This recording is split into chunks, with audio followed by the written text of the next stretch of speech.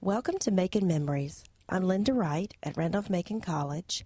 Today is June the 5th, 2009, and I'm here with Anthony Keitt and George Spagna. I'm Anthony Keitt. I'm the Director of Student Activities and Multicultural Affairs. And I'm George Spagna. I teach physics and astronomy and occasionally a little theology, and I'm also the director of the Keble Observatory at the college. Anthony, can you tell us how and when you first came to Randolph-Macon College? I came to Randolph-Macon in the fall of 1989. I came as a result of my wife, Jody Allen, who was working at Virginia Commonwealth University, telling me about an opportunity here at the college. And so I came up and interviewed for a position as coordinator of residence life. And from that position, I was hired, fortunately. The staff person who was there was Ira Andrews, the dean of students at that time, and also Catherine Hull, who is currently here, was on staff. And so I came in as Catherine's assistant. She was the person in charge of housing, and I came in as her assistant. And from what I was told, I was the first live-on adult in residence life in about 7 years. Up until that time, they had house mothers. They discontinued the house mother program, and then they just had basically students on campus without anyone in adult capacity, overseeing them. So they hired me, and I took on that role. Then, as I came on board in that role, they asked me if I would also be interested in doing some programming in the areas of multicultural affairs. So I agreed to do that, and from there sprung my role as the director of multicultural affairs in its in its configuration over the years. I originally came to the college in 1985, first time to interview for a sabbatical replacement position. Bill Hesse, who was the chair of the physics department at that time, was getting ready to go on sabbatical. They were particularly interested in bringing in somebody who had some background in astronomy because one of their rising seniors wanted to do a senior project relating to astronomy. In fact, I was offered the position. I do remember that I suspect he did this with every applicant for the position, but Bill Hesse would put his arm around the candidate and say something to the effect of, "This is only going to turn into a tenure-track position if I kill myself while I'm on sabbatical." So guess what happened? Bill goes on sabbatical, and he was killed in an auto accident on the Autobahn in Germany. They offered me the position. I had to turn it down because while I was interviewing, I realized the college didn't have sufficient computer resources for me to complete my dissertation work. At that time, I was in my finishing up stages of running calculations and writing my thesis. The following year, I was very surprised because I didn't know that Bill had died. I was very surprised to see the position advertised as tenure track. So I applied, came down and interviewed again, and I got the job, and I've been here since the fall of 1986 as a member of the faculty.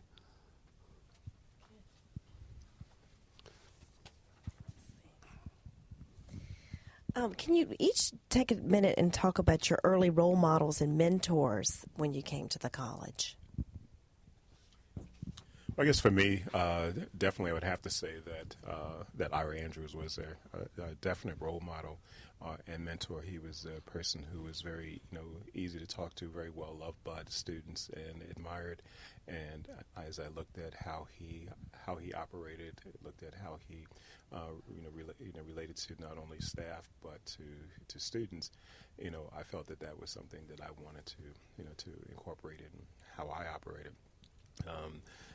Ira was, he was a person who was scholarly, but he was also a person who was very committed to his church life, and that was something that an area where I was trying to grow. And he was just, like I said, just a wonderful person, and he treated everyone as family, and that was one of the things that, I found very attractive. I originally came to Randolph-Macon with the idea that I would be here for about 3 years and then move on to someplace else. And I remember one day saying that to Ira that I was only going to be here for about 3 years, and he looked at me and he said, "No, you're here for life," and I said, "No." Well, almost 20 years later, I'm still here. So Ira was definitely a role model for me. Let's see. I came in originally expecting to be the number 3 person in a 3-person physics department.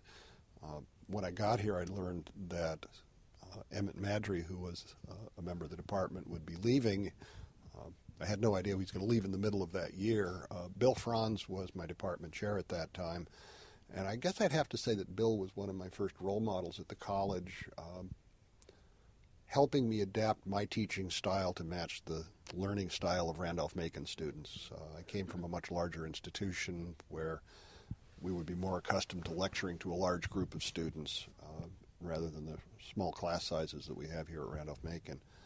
So Bill was definitely a role model. I think my key role model as far as integrating with the larger faculty, however, was James Scanlon in the history department. James and I hit it off very well, and he was very free with offering advice without offering criticism, and helped me to become a part of the larger faculty. We used to have a group of faculty which at sometimes would range up to 20 or 25 people who would gather for lunch in the campus center, what is now Macon Coffee. And if you wanted to just bring a bag lunch, that was fine. The opportunity for people across disciplines to just sit down and chat and not talk shop. And that group, it was very freewheeling. People would come and go, but it would very often include the dean, Jerry Garris at that time. The president, Liddell Payne, would drop in. They used to have something that on the menu there called a slab burger, which is a hamburger with a slice of bologna and a fried egg and all kinds of other awful stuff piled up. It must have been terrible. And I can remember the entire group watching Dean Garris try to eat one of those. And it was, we talked about it for weeks after that. None of us would ever have the nerve to try eating such a messy thing. And Jerry, of course, had to try to eat it without getting egg on his tie because he had to go back and look dignified in the dean's office. But we came up with all kinds of wonderful ideas. James Scanlon came up with his own little theory of why exercise works, and he invented a subatomic particle called the phaton, and exercise causes photons to leave your body, and that's how that stuff all worked. We had designed an entirely new curriculum built around just offering classes on the weekends, which would have been very popular with some of our students. We designed some. We even toyed with the idea of picking up on a Saturday Night Live routine, where the skit was that they had a college, and the rule was that the students would show up on campus in the fall, and as soon as their parents left, we would split their tuition with them, and they had to leave. And we would generate letters home and stuff like that to make it look like they were really students, and they had to come back for parents' weekend, and they had to show up for graduation. But that. And these are the sorts of things that we would just throw out. We invented a Western civilization requirement, which required them to study states that had corners. Looking at a map, if you look at the Western United States, they're rectangular, and the Eastern United States, they're not. So it was just great fun, and I really miss that. But I've now, in a certain sense, devolved into swimming on my lunch breaks and not eating lunch with anybody. I don't like going to the dining hall. It's just not. For me, it's not as comfortable an atmosphere as sitting with a group of fellow faculty and not having to worry about students listening in on your conversations. A comment listening to George talking about some of the faculty members. I want to comment on, my experience coming to Randolph-Macon from other institutions. One, this is the smallest institution I've ever worked at. Before that, the smallest was about 25,000 students. And so, coming here, people had asked me, could I handle working, on a campus, where, working in a residence hall system where we had about 800, 900 students living, in our buildings. And I said, the last place I worked at, I had a complex that I ran myself that had 3,000 students. So it really wasn't a big deal for me. But one of the things that I really appreciated coming to Randolph-Macon was having the interaction with faculty members that I didn't have before. At the other institutions, faculty members would be people that you would see, you might have an occasional conversation with them, but not, a fairly regular, even if it's nothing more than just saying hi, passing, waving, things like that. And so that's been, a great benefit, to be able to joke, laugh, interact in various ways, working on pride committees, that's been a very wonderful experience of being able to work here at Randolph-Macon College. My wife, who, as I stated at the time, was working at Virginia Commonwealth University, would be amazed, when I would, talk about conversations I've had with faculty members, or we'd come on campus and, and I'd introduce her to various faculty members, or even the president, and she's like, "You know the president?" I said, "Yeah, don't you know the president at your school?" But again, it was just, being able to be at this smaller, more, comfortable environment where you did get to see, individuals, has been a great benefit. Yeah, I think the scale of the college is very conducive. Even the architectural scale, we don't have any high-rise buildings. The campus is eminently walkable, although some of our students will drive from up campus to classes, but that's a separate issue. But it's, you walk through the campus, it feels comfortable. The scale of the campus is appropriate to the size of the faculty and the size of the student body. And it's, I could, and living in the Ashland community as well, the scale of the town matches the scale of the college. I mean, Anthony and I live in the same neighborhood, and I once clocked it on my odometer. My driveway is 1.3 miles from where I park my car on campus, and I could in principle walk that, and in times past I used to. I got out of that habit when my daughters were young, and I would be at my office and get a phone call saying, "You need to pick up your daughter at school," and I'd have to go home to get the car, and I just got out of that. Since you just mentioned that town of Ashland, I wonder if you two could talk about your experiences on the town council and how your being faculty and staff at Randolph-Macon has colored that experience, influenced the town, just those relationships. Well, I know when I first ran for a position on town council, I did that with the idea that I would be able to have an impact in terms of bringing the town and the college closer together.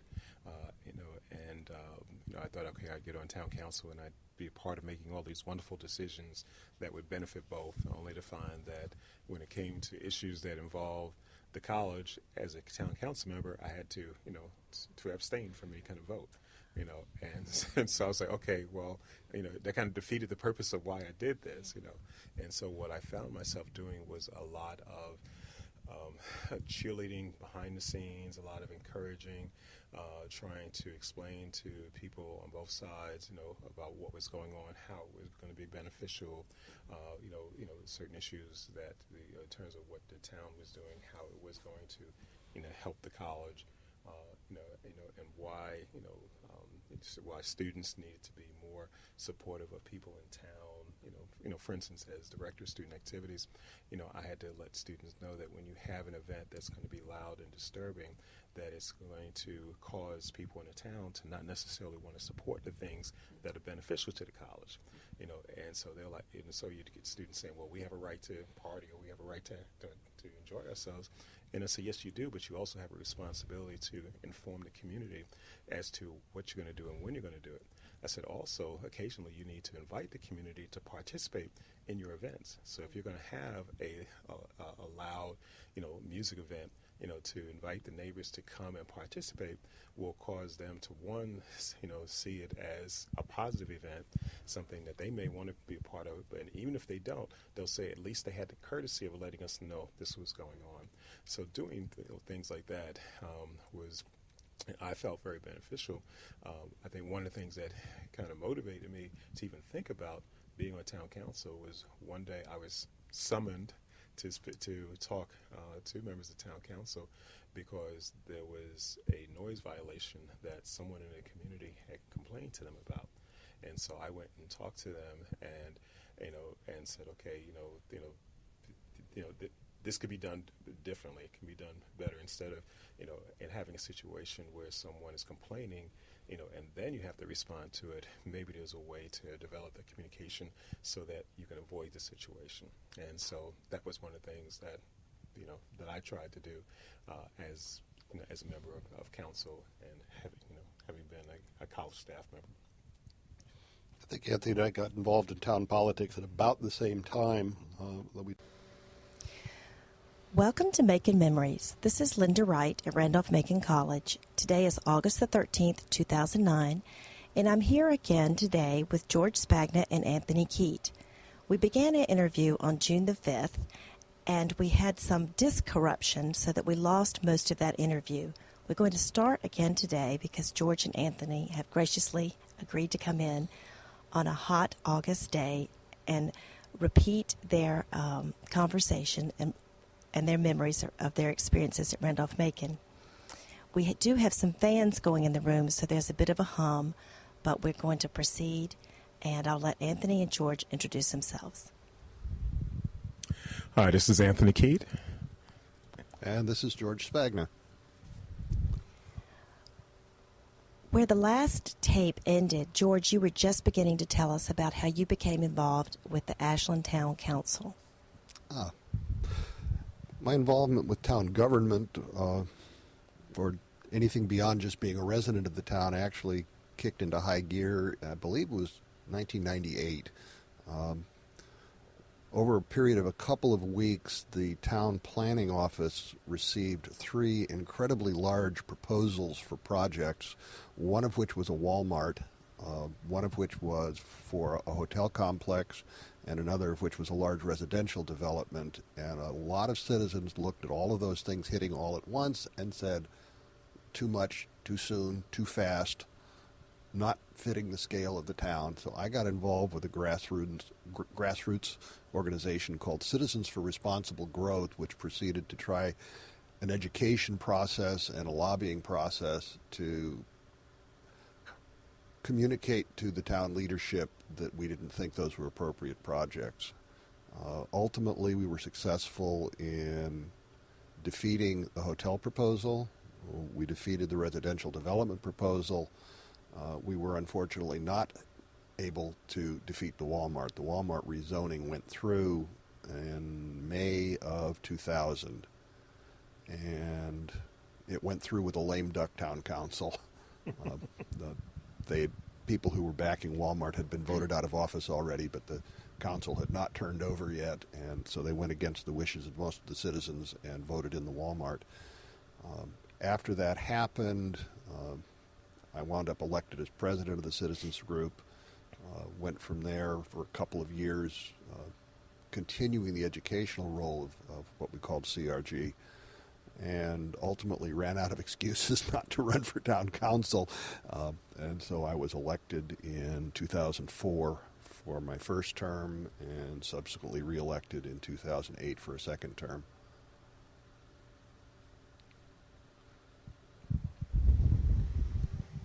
Anthony, would you like to tell us how you became involved in town politics as well? I had become active in a number of community organizations here in the town of Ashland, the Hanover Arts and Activities Center, as well as the Hanover Black Heritage Society. And after interacting with quite a few members of the community, people would constantly ask me to consider running for town council. And my response was always negative. I didn't think I was ready for that. I didn't think that was, the type of activities I wanted to get involved with. But people who I really valued, again, just kept approaching me. People like John Newell, former mayor, Steve Merritt, former mayor. And I started, looking at, if these people who were very successful in town government thought that it was something that I could do, then maybe I should consider. But I still wasn't convinced that it was for me. And so as I kept interacting with people, individuals like Roseanne Schauf, Stu Reed, it just, it got to a point where it was hard for me to say no. So I said, okay, I will consider. I should have never said I will consider because, I will consider became, oh, yes, he will. And people started approaching my wife, congratulating her and thanking her for allowing me to run for town council. And she came to me and said, I didn't know you were running. I said, I didn't know I was running either, but I guess it's going to happen. So So I decided to throw my, my hat into the loop and try the signing petitions and getting names and going around and to talk to various citizens about being active on in town government. And when I first started talking to individuals, I realized there was a lot I didn't know. People would ask me questions about, what did I think about proffers, and I didn't know what a proffer was.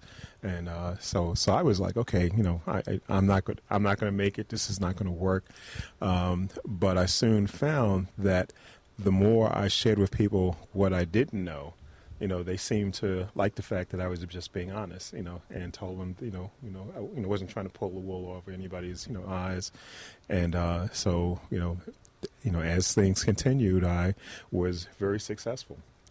And I remember the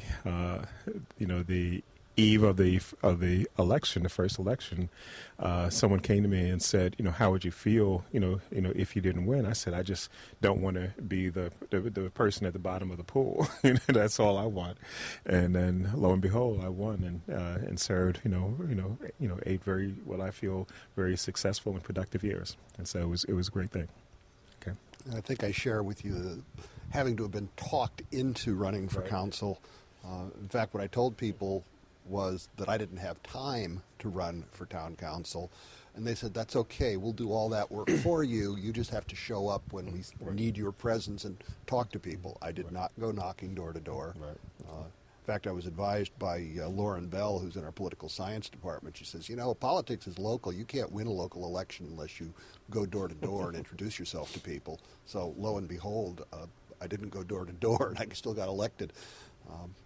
It was also an interesting race. There were 4 candidates officially on the ballot, and then there was, shall we say, a wild card candidate, or some people would call him a wingnut candidate, who was running as the true patriot, and his campaign pictures showed him in what looked like a Patrick Henry High School band uniform with a 3-corner hat, and he ran a write-in campaign. And I think he probably spent more money on his write-in campaign than the rest of the candidates on the ballot spent legitimately. And he was at the polls, and he was interviewed in the middle of the afternoon, and he told the reporters how confident he was that he was going to win, and he was even going into town offices and telling everybody he was going to be the next mayor. And after the votes were counted, nobody could find him. He got 24 votes. Right. And if anybody thinks that individual votes don't count, my margin over the gentleman who came in 4th was 18 votes out of over 400 that I received over 400, and Billy Lawing got 18 fewer than those, and our friend the Patriot got 24 votes total. I'm still trying to figure out who besides his mother voted for him. No. Your experiences at the college have been different. As George, you've been a faculty member, as you introduced yourself, and Anthony, you've been so involved in student affairs. I wonder if you could talk about, you've both been here a long time, your impression of the student body and how it's changed, and how your relationship with the students on campus has been through those years. Well, I guess for me, as you said, I've been here a long time, and I first arrived to help with housing, residence life. The director of housing, residence life, was Catherine Hall, and she brought me on board to assist her. And at that time, we did not have any adult staff or professional staff living on campus in the residence halls. And so I came on campus to be the first live-in residence hall professional. And that was an interesting experience, living in the dormitories with the students, being there at night while they're trying to socialize, encouraging them to pick up their trash at night and telling them that they shouldn't be drinking if they were, not of age. And for some people, they were not used to that, and they was like, well, who are you? Why are you here?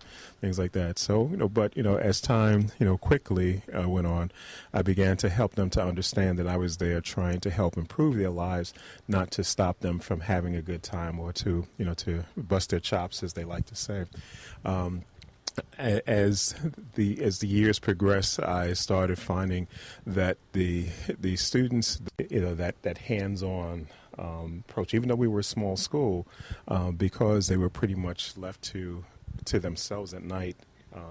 They weren't used to having someone there to advise them in terms of the activities and the organizations. We had students who were serving as coordinators within the residence halls, and so I was there for those students to help guide and direct them. And so as time went on, I started trying to find, different ways to interact with students.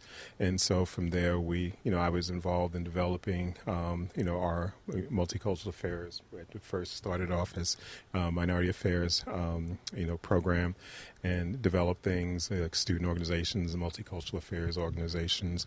I helped former Dean Ira Andrews with international students, so I took over the international interest group, and for me, probably one of the culmination of a lot of my work with students was the development of the Eugenia Gospel Choir, which grew out of the Black Cultural Society, and then eventually Brothers for Change, which has been a very strong organization on this campus for the last few years. And what I was really excited about as I worked with these student organizations is having organizations where the students themselves said, we don't just want to sit back and have somebody do for us. The first few years I was here at Randolph-Macon, I would try to get students to kind of take charge of their lives here on campus. And I remember one young man said to me, he says, I pay all this money. I didn't pay that money to have to come here and do this myself. I expected somebody to do this for me.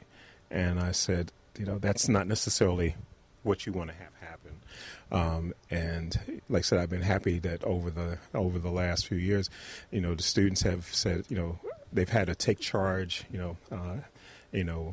attitude. They still want the support, they still want the guidance, but they're not sitting back saying, do this for me, which is what I experienced the first few years. So, so my experience with the students has been great. It's, it's probably the thing that has kept me at the school as long as it has, and kept me doing the things that I did, on the weekends and the evenings, as I, said to my wife, I said, when I was coming here every Monday night, at 10 o'clock for meetings, I didn't do this because I necessarily had to. I did it because I just enjoyed being with the students that I was interacting with. So.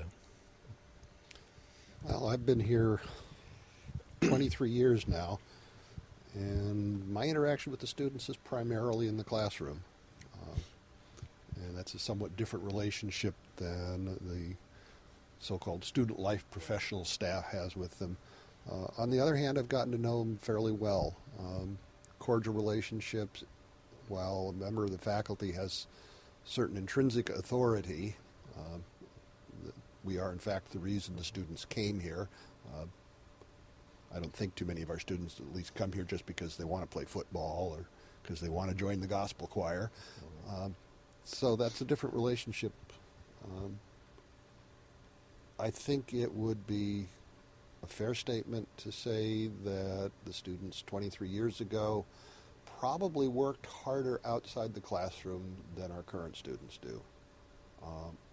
I'm talking about working hard on academics. What I perceive is that they're working harder on the co-curricular stuff out of the classroom, and I think that mirrors what you were saying about the students taking more responsibility for that. They're every bit as bright today as they were 23 years ago. They work differently. They've come out of a different high school experience. Certainly things like cell phones, the internet, the general availability of computers in general. When I first came here, the physics department had one computer. And Actually, I take that back. We had two computers. One of them was an Apple II, and the other one was an IBM PC. The idea of a computer with a hard drive, a desktop computer with a hard drive, didn't exist, and we thought, I still remember when the department scraped together the resources to put a 10 megabyte hard drive into the PC. And you can't get a computer with that small a memory anymore. So the students are internet savvy, and a lot of what I have to do is to evaluate it. And sometimes they come in with references that I think, you can't rely on that as a valid source for what you're trying to do. My wife has accused me over the years of adopting students. It seems like in every class of physics majors, there are one or two students with whom I've had a particularly close relationship, and they've come to value me as a friend in addition to being a faculty member, and that's been, I guess, one of the more gratifying pieces of being here at the college for so long. I can look back, and there's this string of folks, many of whom still stay in touch with me. So. Yeah, I would confirm that in the students that I interact with, they definitely value the relationship that they have with the faculty. They appreciate the work and the commitment that the faculty what the faculty have done for them, and it's just I think what we try to encourage them to do is to integrate what they do outside of the classroom with what they're doing in the classroom, and so as we have them look at projects, or for instance, when I was in charge of the campus activities board, I would encourage the chair of our lecture committee to look at what speakers can we bring in that complement what's being taught in the classroom, and I would encourage her to contact some of the faculty members to say, is there a topic or a particular person that we could look at bringing in that would complement them, and I see some of that happening, a lot more of that happening through the FYC program and things like that. I was approached just this past year by Professor Alphine Jefferson. They were doing something for the FYE, and they were looking at a group out of DC, and I was investigating to see if we can bring them in. Various people were doing one-person plays, in relationship to, to history or to various forms of social justice issues. Not just bringing somebody in because they're fun and entertaining, but bringing them in because they actually teach something. So. You mentioned the FYE, and I had a question here to ask about the changes in curriculum and through the years since you've been here, and how that's affected your teaching style and the just life in the classroom. Okay. We went through a formal reevaluation of the curriculum, 5 years ago, maybe more than that. It was a multi-year process of looking at what we're currently doing, trying to decide what it is that we really want to be doing, and how can we adjust the curriculum of the college to better address that. It was controversial. There were some folks who said, look, we've done this curriculum since the late 60s, and it has served us well. It is the traditional liberal arts model, and while lots of other schools have gone running after educational fads and changed, we've been true to our heritage. On the other hand, all the disciplines are moving to becoming more interdisciplinary.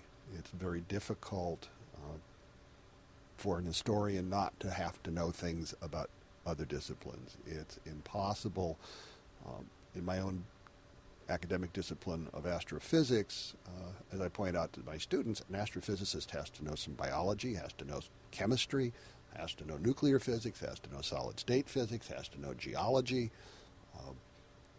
And since I like to teach discipline in a cultural context as well, I also have to know about the historical foundations of physics and try to convey that to the students. These things didn't just jump out as finely formed equations on the blackboard. There's a cultural context to a lot of this, and we try to convey that in our coursework. And one of the things that has happened with the revised curriculum, while a lot of the general education requirements really were a matter of rearranging the labels on the Post-it notes, The two cornerstones, or if you will, bookends of the new curriculum are the interdisciplinary first-year colloquium, which is a very ambitious program where every student participates in a 2-semester interdisciplinary seminar built by faculty around special interests. And you see collaborations that most students would not have thought of in high school as something they would be studying in college.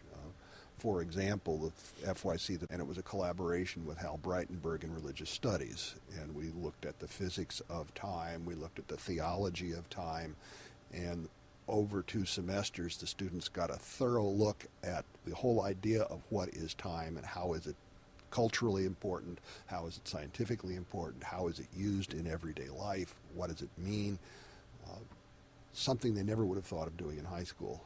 The other bookend on the new curriculum is the expectation that every student will undergo what's called a capstone experience.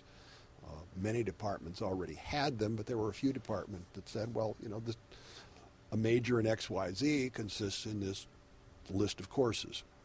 And it was determined that that's not enough, that something has to pull all the pieces together.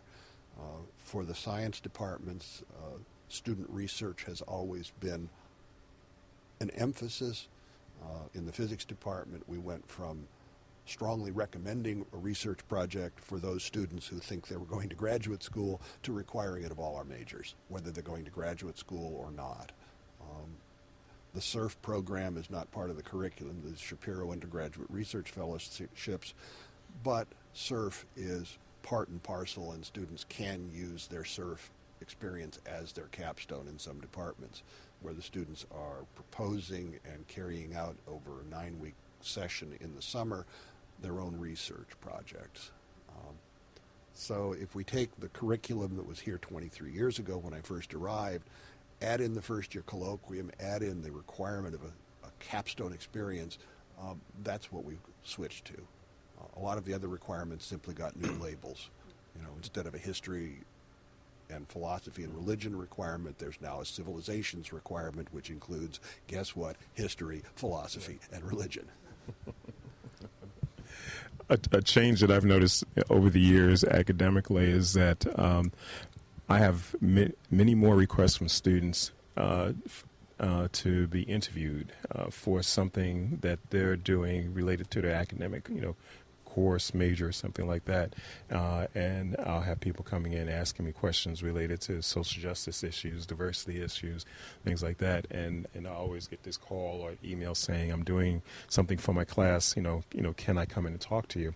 I didn't get a lot of that, early in my careers. And so so I had always prepared, I got to make sure that I have time for whoever's coming in. Sometimes they come in at the last minute, but again, they're coming. I didn't see that before, but I have seen that, in recent years. So. I was wondering if each of you could address what have been your biggest challenges in your work at Randolph-Macon and your greatest rewards. Nothing like small questions. No. Could be some of your biggest challenges or greatest rewards. It have to be the penultimate. You want to take this first? I think in terms of challenges, and I hate to just, it seems so cliche, but money has always been a factor. There are things that I have wanted to provide as a student affairs professional that there just has not been the resources. Whether it's a speaker, whether it's a program. For instance, several years ago, I used to take students to a leadership conference, and when I first started taking students, the cost per each person was roughly about $70, per student who I took to the conference. Now that conference is roughly around $300 per person, and that doesn't include the accommodations. And so it got to the point where I had to stop taking, because it just wasn't in my budget. And and it was a great conference. Great speakers. It was an opportunity for students to interact with other students from all across the Eastern Seaboard. But it was something that at Randolph-Macon, we just had to say no. We couldn't take advantage of this. In terms of various speakers, while our budget has, and with the college, has not increased substantially, in some years not at all, that has not prevented speakers from putting their prices up.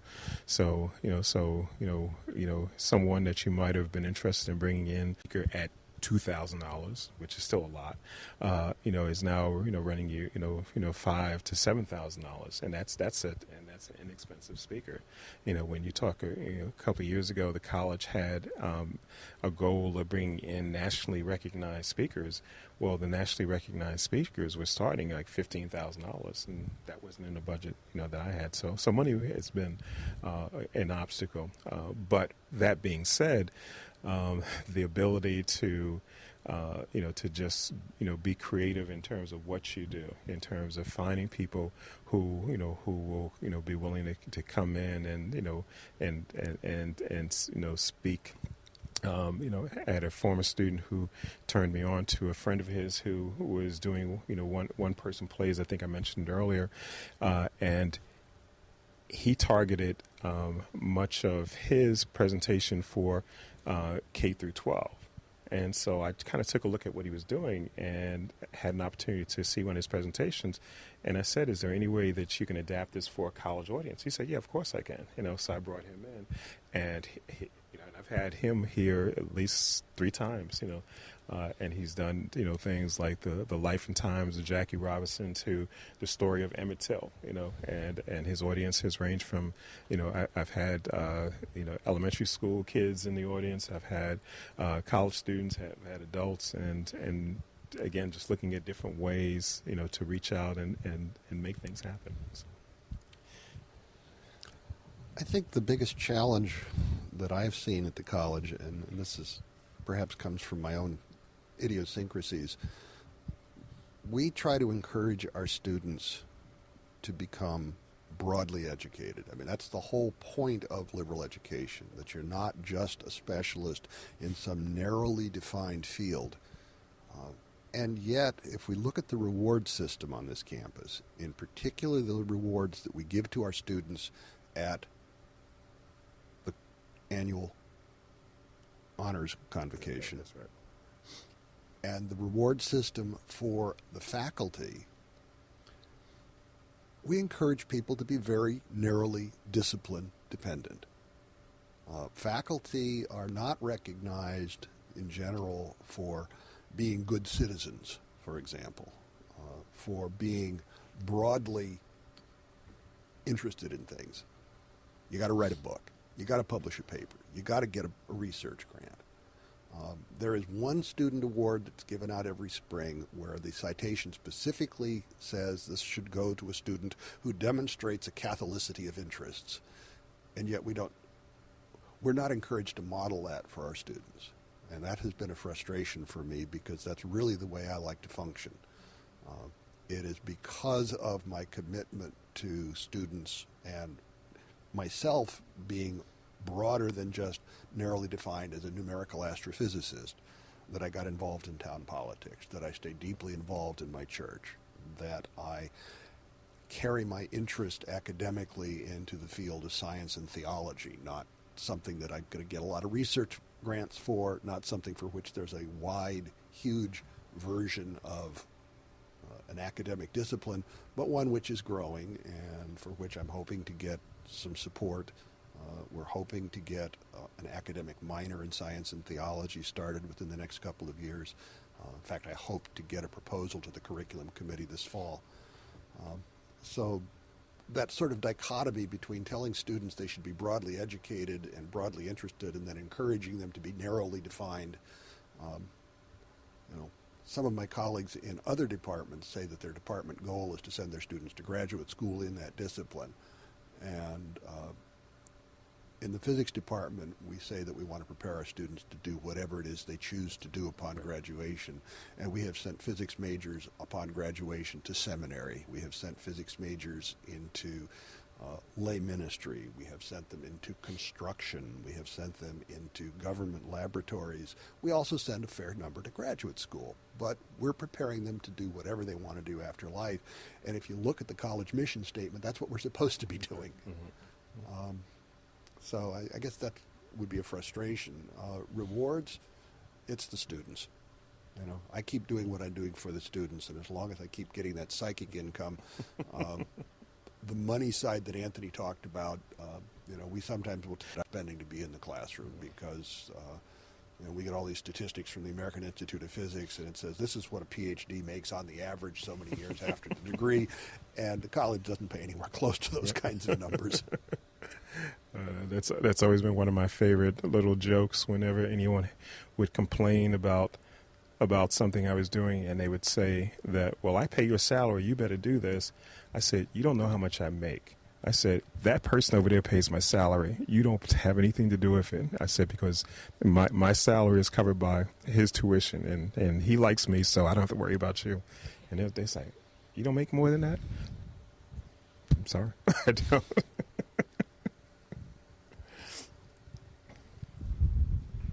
If you were writing the history of Randolph-Macon, what do you think would be the important events that you would want to include? Not just events, themes.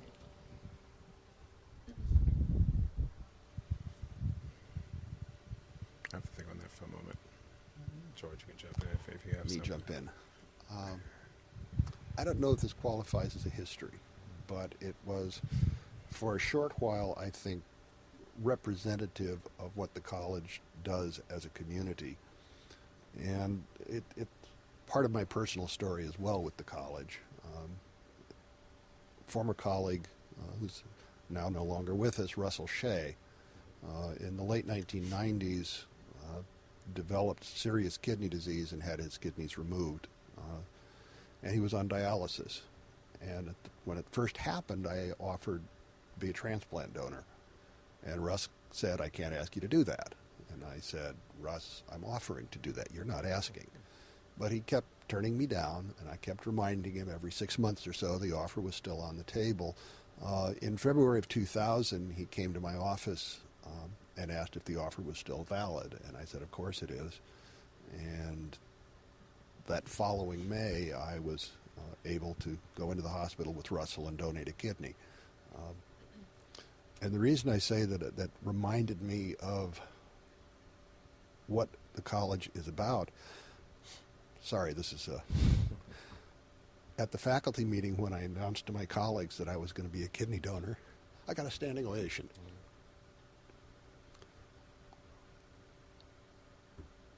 On the run-up to the actual event, the college faculty and staff started organizing, sending food to my house and to Russ's house. There were a group of faculty who were looking to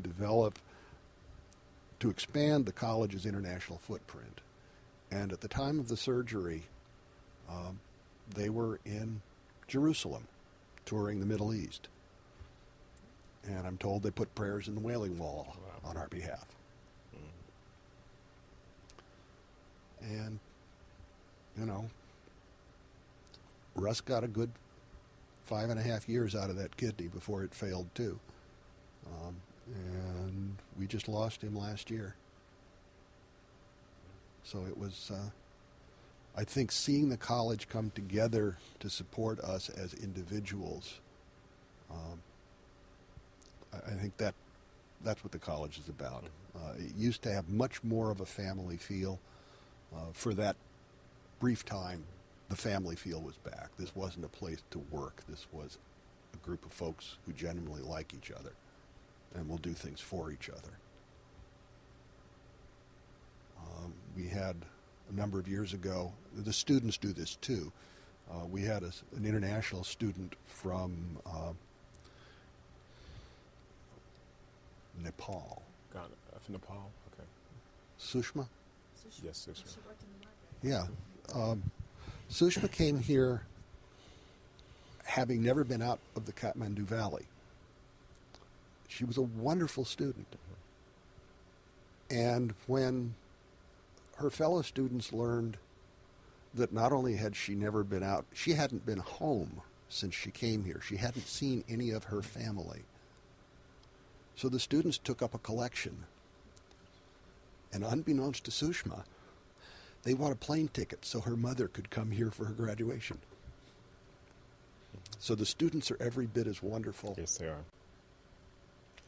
Yeah, our students in this community, as George was talking about the family atmosphere, what it said to me is how this community has incorporated their family into the larger Randolph-Macon College, family, because, my experience through, activities I've been involved with, plays, whatever, has introduced me to the family. Like, for instance, I know George's daughters, Russ Shay's, kids, I know them very well.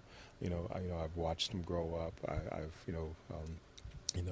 Holly Rison's, sons. There's so many people who have been a part of this college, who have allowed their children, yours also, to be a part of the life of the college, and in that way, I've had the opportunity to interact with them and get to know them, and develop really positive relationships with them. And so when I talk to colleagues at other schools, and I tell them about experiences I have, they don't have those experiences. They can't really share the same things. When I tell them about, my involvement in the RMC theater department, and they're like, they let you do that? Say, yeah, it's, if I have the time and if I want to, they'll find a way. The students will sometimes come to me and say, we have a part for you. We need your help. It's like, that's something, that I think is just truly wonderful about this experience.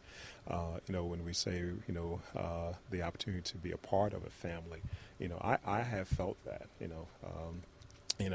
Randolph-Macon is the smallest institution that I've ever worked at, and I wasn't sure I would be able to handle being at a place that was so small, because I'm come from a large city, come from large institutions I worked at before, but I have grown to appreciate the small feel, the flavor of being in a small community, and I guess for me that's when I think about the history of this college, it's being able to integrate all aspects of the college and the family of the college members into the experience.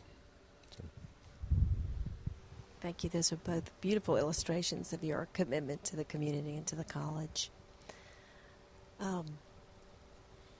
Any final thoughts or memories you'd like to share that's about your experiences here?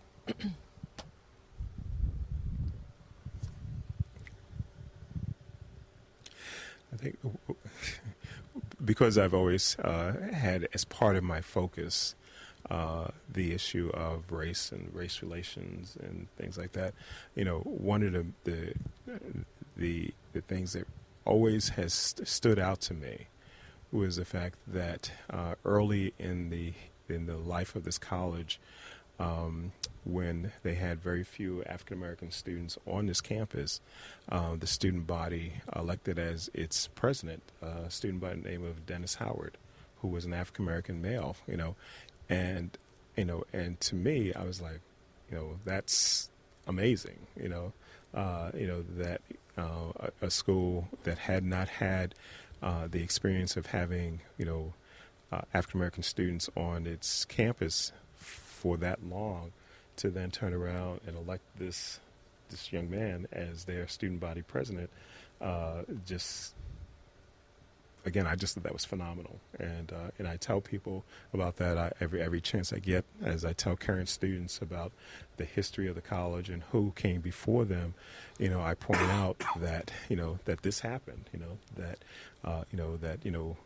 they need to not feel that Randolph-Macon is a is a lost cause when they feel that we're not quite as diverse as we need to be, or that we're not making the type of progress that they feel we should make.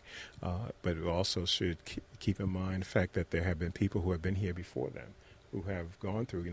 I don't know what they, what Dennis had to experience to, in that position, but. The fact that he was able to develop that type of relationship, I think, was, again, just phenomenal. So. Here, not for professional advancement, but for the students. And as long as it still feels like I'm accomplishing that, I'll keep doing it. And I think people on Anthony's side of the campus feel the same way. We're certainly not in it for the money. No. No.